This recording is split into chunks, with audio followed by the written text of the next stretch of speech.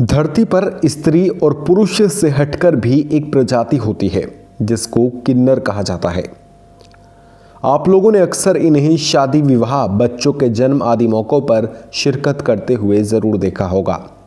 हमारे धर्म ग्रंथों में इन्हें सम्मानित स्थान दिया गया है। महाभारत में उल्लेख मिलता है कि अर्जुन भी एक श्राप के कारण साल भर किन्नर रूप में रहे थे।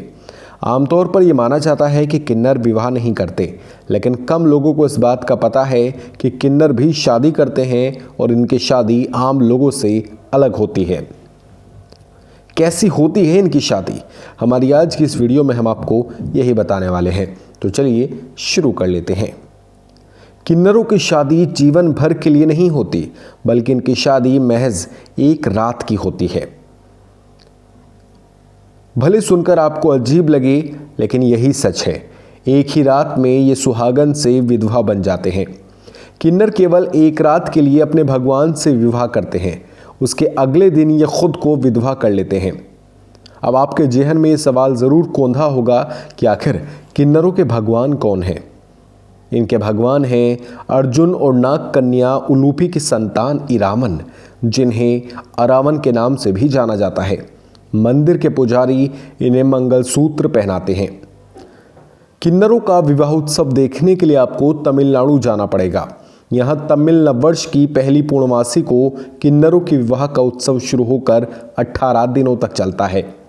17वें दिन ये अपने भगवान इरावन के साथ बिहारा चाहते हैं और अगले दिन सारा श्रृंगार उतारकर विधवा की भांति विलाप करते हैं। किन्नरों के विवाह के बाद जश्न मनाया जाता है। उसके बाद इनके भगवान इरावन को पूरे शहर में घुमाया जाता है। फिर भगवान की मूर्ति को तोड़ दिया जाता है। इसके साथ ही किन्नर अपना श्रृंगार उतार कर एक विधवा की तरह विलाप करने लगते हैं। महाभारत के युद्ध में हिस्सा लेने से पहले पांडवों ने मां काली की पूजा की और पूजा के बाद इन्हीं के राजकुमार की बलि देनी थी। बलि के लिए कोई भी राजकुमार तैयार नहीं हुआ, मगर इरावन तैयार हो गया। लेकिन उसकी एक शर्त थी कि वो बिना शादी किए बलि नहीं चढ़ेगा। अब सवाल ये था कि ऐसे राजकुमार से कौन शादी करता जिसको अगले दिन ही मरना हो। तब भगवान श्री कृष्ण ने इस समस्या का समाधान निकाला।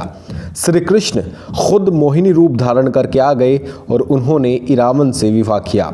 अगले दिन सुबह इरावन की बलि दे दी गई और श्री कृष्ण ने विधवा बनकर विलाप किया। इस घटना को याद करके ही किन्नर एक दिन के लिए विवाह करते हैं और अगले दिन विधवा हो जाते हैं।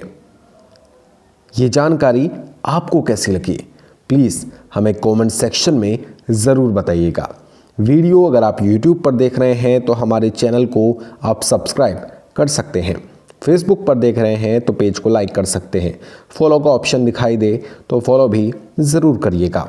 वीडियो आपने पूरी देखी है, इसके लिए आपका बहुत ज़्यादा शुक्रिया।